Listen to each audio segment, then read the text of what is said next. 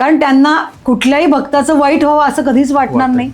आणि त्याचं चांगलं होण्यासाठी महाराज स्वतः अनेक लीला करतात. त्यांनी त्यांना शब्द दिल्यानंतर महाराज त्या शब्द त्यांनी दिलेला शब्द पूर्ण होण्याकरता त्यांची लीला दाखवतात. महाराजांच्या कितीतरी छोट्या छोट्या उपासना आहेत आणि या सर्व देवांच्या बाबतीत लागू पडतात. पण स्वामींचं एक आहे की तर आजोबा रूपात आहे, त्यामुळे एक वेगळाच होर्या आहे त्यांचा प्रेमाचा. हाक मारलं की आपलं काम होणार याची शाश्वती एक वेगळ्याच पद्धतीची त्यांच्याकडे बघून येते. आणि मी अनेक ज्या 90 वर्षाच्या किंवा 80 वर्षाच्या आजी माझ्याकडे येतात त्या म्हणतात की मला बसता येत नाही, म्हणजे मला बसायला खुर्ची आहे का तुमच्याकडे, हे का. म्हटलं काय सांगता, माझे आजोबा तर 729 वर्षाचे तर ते तुमची काळजी घेतीलच ना, कारण तू त्यांची नात आली आहेस. मग तिथपासनं 7 वर्षांना आतीपर्यंत सगळ्यांची काळजी महाराज निश्चितपणे घेतात. तीही माणसं अध्यात्माकडे वळू शकत नाही 90व्या वर्षी पण.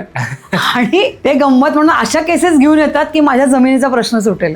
कशी जाणार महाराज अध्यात्माकडे लोक. त्यामुळे अध्यात्माकडे जाण्याचा अट्टाहास न करता जे स्वामी, गुरु किंवा तुम्हाला जे अपील होतील त्यांचं फक्त नामस्मरण करणं ही सगळ्यात सोपी आणि उत्तम हा मार्ग आहे आयुष्यातला. आतापर्यंत जर तुम्ही हा व्हिडिओ बघितला असेल तर खाली सबस्क्राईबचं बटन दिसत असेल तर सबस्क्राईब करा. जर तुम्ही इंस्टाग्रामवर बघता तर फॉलो करा.